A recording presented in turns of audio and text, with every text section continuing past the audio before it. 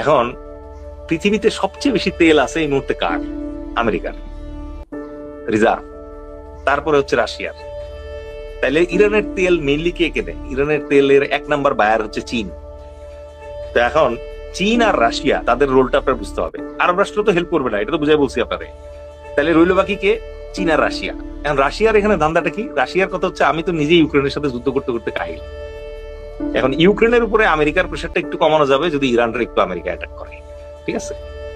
এই জন্য আপনি দেখবেন যে কিছুদিন আগে শোনা গেছিল যে ইরানের সাথে রাশিয়া একটা চুক্তিও করছিল যে যদি ইরানরা আক্রমণ করে তাহলে রাশিয়া হেল্প করবে, কিন্তু রাশিয়া কিন্তু কোনো সৈন্য পাঠায় নাই, কিছু পাঠায় নাই। আচ্ছা, এবার আসেন চায়না। চায়নার ধান্দা কি? চায়নার সবচেয়ে সস্তা তেল সে কেনে হচ্ছে ইরান থেকে। ইরানের সবচেয়ে বড় তেল ক্রেতা হচ্ছে চায়না। কিন্তু চায়না এবং রাশিয়ার একটা বৈশিষ্ট্য হচ্ছে এরা কখনো আরেকজনের জন্য নিজের দেশে সৈন্য পাঠায় না। ইসরায়েলের জন্য যেরকম আমেরিকা সৈন্য পাঠায়, এরকম সৈন্য তারা কখনো পাঠায় নাই, কারণ ভবিষ্যতেও পাঠাবে না। তো চায়নার ইরানের কাছে চাহিদা যেটা, সেটা হচ্ছে যে চায়নার যে নতুন নতুন প্রযুক্তি আছে, এই প্রযুক্তিগুলো সে লুকায় লুকায় ইরানরা দেয়। কেন দেয়?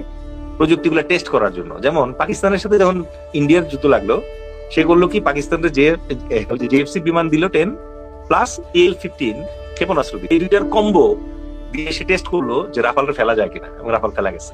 একই রকম ভাবে ইরানরেও সে বিভিন্ন ধরনের প্রযুক্তি দেয় এটা টেস্ট করার জন্য, তার প্রযুক্তি আসলে কাজ করে কিনা। তো এখন ইরান আবার চিন্তা করে দেখলো যে এরা আমার তো ডাইরেক্ট সাপোর্ট দিবে না, আমার বাঁচার উপায় কি? তার বাঁচার উপর হচ্ছে হরমুজ বন্ধ করে দেওয়া। হরমুজ বন্ধ করলে সবচেয়ে লস কার? চীনের। চীনের তেল বন্ধ, সস্তায় যে তেলটা পাইতো এই তেলটা পাচ্ছে না। চীন তো ভাবছিল যে চীন আবার ইরানরে চায়, ইরান বেদখল হয়ে যাক, এটা চায় না। তো চীনের আবার চাওয়া হচ্ছে ইরান হবে দুর্বল, ইরানতে আরো কম দামে তেল পাওয়া যায়। তো সবাই সব বুঝে, ঠিক আছে?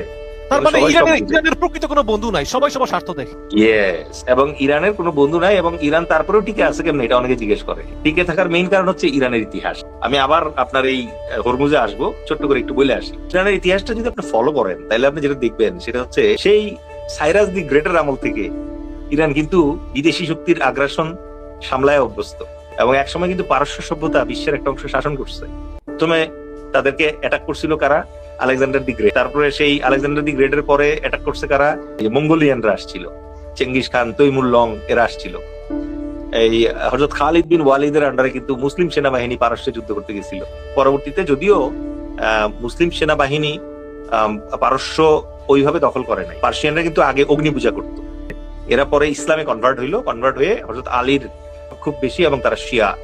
এরপরে তাদের সাথে যুদ্ধ লাগলো কাদের? অটোমানদের সাথে যুদ্ধের মেইন কারণটা কি? এরা হচ্ছে শিয়া আর অটোমানরা বেসিক্যালি। আচ্ছা, তাদের সাথে যুদ্ধ লাগলো কার? ইরাকের। 1980 সাল থেকে 88 সাল পর্যন্ত 8 বছর যুদ্ধ হইলো। 8 বছরে ইরাক আবার, এবং তখন ইরানের কোনো ফ্রেন্ড ছিল না। এই রাশিয়া, তারপর আমেরিকা সবাই মিলে ইরাককে হেল্প করলো, কেমিক্যাল উইপেন দিল। ইরাক আবার এই কেমিক্যাল উইপেন ইরানের উপরে প্রয়োগ করলো, তাতে প্রায় লাখখানেক ইরানি মারা গেল।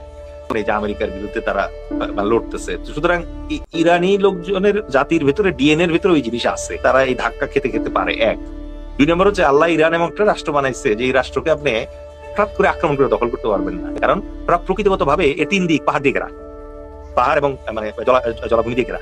আর একটা দিক ওপেন আছে, এটা হচ্ছে পাকিস্তান আফগানিস্তানের দিক থেকে যাওয়া যায়, ঠিক আছে? এছাড়া আপনি ওটা ক্যাপচার করতে পারবেন না।